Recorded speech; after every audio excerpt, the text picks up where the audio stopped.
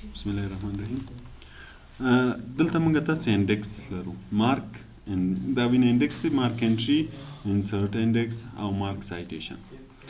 مارک انډیکس زیاتره وخت که مو بعضې کتابو ته فکر شوی وي د انګلیسي کتابونه چې وي د کتاب په آخره کې دا څه چې لغاتونه په دې کتاب کې استعمال شوي وي دا د دې ټولو مجموعه هلته د کتاب په آخره کې موجوده وي چې دغه لغاتونه په دې کتاب کې استعمال شوي دي. زیاتره کتابو کې د کتاب چې څه د مغلق لغاتونه وي دا یې په آخر کې ټول بیرته رااخیستې وي، هلته یې مجموعه غوندې وي چې په دې کتاب کې دغه لغاتونه استعمال شوي. نو که چېرې موږ تاسې داسې یو راپور یا یو کتاب ولرو او غواړو چې په آخر کې د لغاتو مجموعه راولو، مثلا زه یو دوه درو صفحو کې به زه مثلا یو راپور جوړوم یا کتاب جوړوم او غواړم چې په آخر کې بیا د لغاتو مجموعه هم ولرم چې ما ته وښیي چې په دې کتاب کې دغه لغاتونه استعمال شوي دغه لغت په دغه صفحه کې ده. نو د دې لپاره بیا کوم لغات چې ته غواړې چې په آخر کې د لغاتو په مجموعه کې راشي او د صفحې شماره ورسره ولیکل شي هغه به موږ تاسې انتخابو او مارک کوو به یې. مارک معنا نشاني کول، مارک کوو به یې، مارک وکلیکئ. په کوم نوم یې نشاني کوئ؟ دلته به نوم ورکوئ. کوشش کوئ چې همیشه کوم لغات چې مارکوئ په مغه خپل نوم باندې، مثلا لغات موږ تاسې انفارمیشن انتخاب کړی ده، همدا انفارمیشن کلیک یې کوئ، مارک یې. کله چې دا مارک شي وګورئ دلته د علامې پیدا شي، دلته ای ایکس ولیکل شي، دا بعضې د پاراګراف علامې دا شیان ټول پیدا شي ورسره چې دا موږ تاسې بیرته کولی شو چې د هوم نه د شو ان هاید مارکس نه ورکې کو بیرته یې راولو. نو دا لغات ما مارکو، مثلا انفارمیشن لغات ما مارکو په دې صفحه کې. دویمې صفحې ته مثلا راځم، په دویمې صفحه کې دا ټکنالوژي لغات مارک کوم. کوم لغاتونه چې زه غواړم چې راشي ټول باید زه مارک کوم. په پریفرنس کې مارک انټري دا مثلا د ټکنالوژي په نوم مارک کوم. بل یو لغات به بلم فعلا انسټیټیوټ به مثلا په دا درېیمه صفحه کې انتخاب کوم، مارک به یې دا مې مارک. څه لغاتونه چې ما غوښتل چې مجموعه کې راشي ټول باید مارک. کله چې مارک شو د علامې به فعلا ایسته کړم. بیا چې د هر ځای کې غوښتل چې مجموعه یې راشي یا فهرست یې راشي هلته به کرسر ږدئ، بیا به په پریفرنس کې دلته انسرټ انډیکس کلیک کوئ. کله چې انسرټ انډیکس کلیک کوئ ګوره دلته موږ تاسو سره انډیکس راځي. دا انډیکس دلته موږ تاسې ګوره تر څنګ ټیبل اف کنټینټ لرو چې دغه یې و چې موږ تاسې د فهرست جوړولو لپاره استفاده کړی و. بیا وینې ټیبل اف فیګر لرو چې موږ تاسې له دې ځای نه ویلی و د عکسو لپاره، فیګرز لپاره. او بل موږ تاسې ټیبل اف اتھارټیز چې هغه دا دلته یې وروسته وایو. خو اوس فعلا انډیکس د دغه لغاتو چې کوم موږ تاسې نشاني کړي که یې دې مجموعه غواړو نو له انډیکس نه به استفاده کوو. دا نور اپشنونه چې دلته دي دا ټول هغه دي کوم چې هلته مثلا لاین ورسره غواړئ چې منځ کې راشي رانشي، څه رقم لاین غواړئ، څه رقم ډیزاین غواړئ، نو چې کله یې اوکې کړو ګوره د هغه لغاتو مجموعه به ټول دلته راشي. مثلا موږ تاسې په اوله صفحه کې یو لغات د انفارمیشن په نوم مارک کړی و، نو دلته یې راته ولیکل چې دا لغات په کومه صفحه کې ده؟ په اوله صفحه کې ده. دا لغات په دویمه صفحه کې، دا لغات په درېیمه صفحه کې. نو که کله غواړو چې داسې د لغاتو مجموعه راشي نو اول به لغاتونه مارک کوو، نشاني کوو به یې. مثلا زه دا لغات په دې صفحه کې بیا نشاني کوم، مارک په هر نوم چې مارکوي مارک به یې کې. بیا چې کله مارک شو په آخر کې یا په اول کې په هر ځای کې چې غواړئ مجموعه یې راشي هلته به انسرټ انډیکس کلیک کړئ. چون ما تغییرات راوستلي د تغییرات لپاره بیا اپډیټ انډیکس. چې کله زه اپډیټ وایم ګوره بریا لغات به هم پکې ور اضافه شي.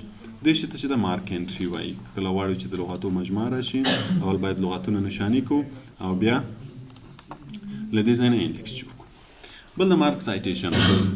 مارک سایټیشن بیا د سایټیشن د مارک کېدو لپاره ده. سایټیشن موږ تاسې دغه ځای کې ویلی وو چې که غواړو چې مثلا دلته کتاب وي، راپور وي، هر څه چې وي د دې په هکله بعضې معلوماتونه نوشته کړو نو موږ تاسې دلته سایټیشن ته راتلو. له دې ځای نه به هم لیکو چې مثلا دا اتور یې څوک، دا ټایټل یې د دې کتاب دا راپور دا هر شی چې وي دا به منتخبو په کوم کال جوړ شوی ده، پبلیشر یې څوک ده، دا معلومات به هم لیکل. نو بیا چې به هم هر ځای کې غوښتل هلته به هم کلیک رابوتلم. نو دلته مینیج سورس کې به شاید موږ تاسو سره زاړه وینې دا د شته چې د داود په نوم موږ جوړ کړی و. دا هم ګوره شته، دا به زه کاپي کړم چې دلته راشي. دا دوه دانې شته، دا به زه دواړه کاپي کړم چې دلته راشي تر څو یې نومونه دلته راشي. داود هم شته، دا هم شته. موږ داسې چې د سایټیشن په وخت کې وویل مثلا د دې کتاب په دغه ځای کې ما دا سایټیشن اډ کړی د داود ته لیکل شوی. بل ځای کې مې مثلا دلته بیا سایټیشن اډ کړی دی ولی. وینئ مثلا دغه ځای کې مې سایټیشن اډ کړی دی. بعضې ځای کې مې بعضې سایټیشنونه اډ کړي دي. زه اوس غواړم چې د دغو فهرست هم جوړ شي. د څومره سایټیشن چې زه لرم د دغو فهرست هم زه جوړ کړم چې ما سره سایټیشنز څومره دي په کومو کومو صفحو کې دي. نو څه کار به کوئ چې اول به سایټیشن مارک کوئ. دا به انتخاب کوئ، دلته به مارک سایټیشن کلیک کوئ. مارک سایټیشن هر نوم چې ورکوئ همدغه د سایټیشن نوم به ورکو، فعلا مارک به یې کړو.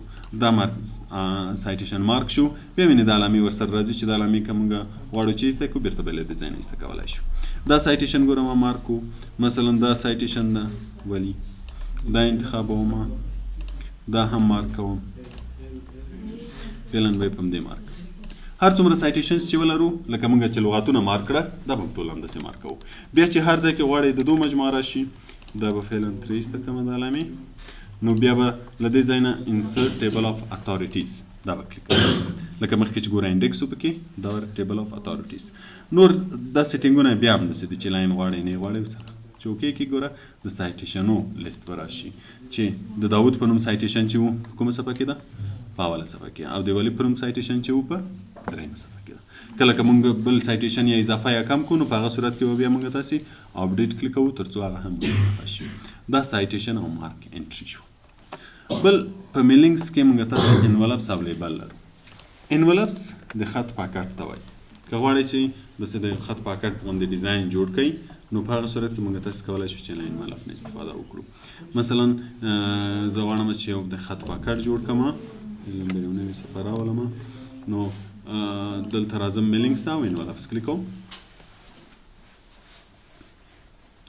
انولپ چې کلیک کوو موږ سره دلته دوه شیان راځي، یو ډلیوري اډرس راځي، یو ریټرن اډرس راځي.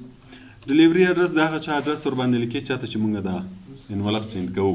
په انولپ کې مثلا خط مکتوب هر شی بیا وروسته ږدو که نه، نو مثلا موږ یو چاته مکتوب لیکو یا خط لیکو نو هغه یو پاکټ کې اچوو، بیا د پاکټ په سر باندې نوم لیکو چې دا چاته استوو، شماره هم لیکو، بیا لاندې یا یو کونج کې خپل نوم او شماره هم لیکو چې چا ورلیږلی ده. نو دلته تیار موږ کولی شو چې هغه شیان ولیکو. ډلیوري اډرس چاته چې یاستئ د هغه ادرس به لیکئ. مثلا زه لیکم چې محمد داود، مثلا لیکم چې اچ آر منیجر، شماره د تلیفون هم دلته لیکم.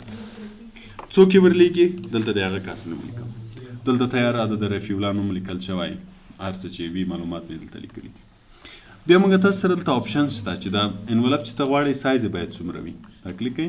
ګوره موږ تاسو سره دلته سایزونه مختلف سایزونه دي. دلته په سانتي میټر په ملي میټر ټول لیکل شوي دي چې ګوره دومره ملي میټر راوي دا ټول دي. هر یو چې غواړئ. مثلا زه غواړم چې کوم یو راشي دغه یو دی راشي. بیا دلته موږ تاسو سره ډلیوري اډرس او ریټرن اډرس ده. ډلیوري اډرس فونټ که غواړئ چې د دو فونټ کې تغیرات راولي، ریټرن اډرس فونټ که غواړئ چې د دو فونټ کې تغیرات راولي. اوس مثلا زه دې فونټ کې تغیرات راولم، دلته فونټ کلیک کوم. مثلا غواړم چې لږ بولډ شي او سایز یې 12 شي، انډرلاین ولري وی نه لري، کلر ولري وی نه لري. مثلا زه وایم چې دا رنګ دې هم ولري، دا د دې او دا سره هم وي دا به له دې ځای نه انتخابوو. مثلا زه وایم چې دا د فونټ ایلس وي، بولډ دی او دا د اورنج کلر ولري. بیا فاصلې څومره وي د صفحې له لیفټ او له ټاپ نه فاصلې هم ورکولی شي د لیفټ او ټاپ نه. خو چې کله یو کې اوس که غواړئ چې راسنې پرنټ کې دا به کلیک کوئ، او که غواړئ چې صفحې ته راشي نو بیا ایډ ټو ډاکومنټ به کلیک کوئ. ګوره دلته به صفحې ته راشي، تیار د پاکټ غوندې ډیزاین به وي. چاته چې یاستئ د هغه نوم او ادرس به دلته لیکلی. ګوره موږ تاسو شین رنګ ورکړی او دې ته نارنجي رنګ ورکړی و. دا جوړ به شي فقط یو پرنټ به یې کړي. دې شي ته انولپ وایي که کله غواړئ چې انولپ جوړ کړئ. بل لیبلز دي. که کله غواړئ چې لیبل جوړ کړئ، لیبلز دا واړه واړه لیبلونه یا غټ لیبلونه، مثلا دا کمپیوټر باندې وګوره دا چې یو لیبل ده که نه، یا دا ویني یو لیبل، یا د بعضې شیانو د راجستریشن لپاره په دفترو کې میز چوکۍ دا ټول چې راجستر کوي داسې لیبلونه جوړوي ورباندې چسپوي. نو که غواړئ چې داسې لیبلونه جوړ کړئ نو که زه غواړم چې لیبل جوړ کړم، مثلا په دغه فایل کې به یو لیبل جوړ کړو. نو که زه غواړم چې لیبل جوړ کړم نو را به شو میلینګس ته، بیا به لیبلز کلیک کړئ. لیبل څه قسم غواړئ دلته یې جوړ کړه، هر شی چې غواړئ چې ولیکئ ورباندې. یا مثلا بعضې وختونه لیبلونه څوک چاپوي چې په هر شي نصفه یې بس اسانه به درته جوړي، فقط چسپه یې به. اوس نو دلته به لیبل جوړ کړې، هر لیبل چې غواړې چې جوړ کړې. مثلا زه پکې نیم لیکم، دلته به ځای پرېږدم چې بیا په هر شي چسپوم د هغه نوم ورباندې ولیکم. مثلا ډیټ یا تاریخ.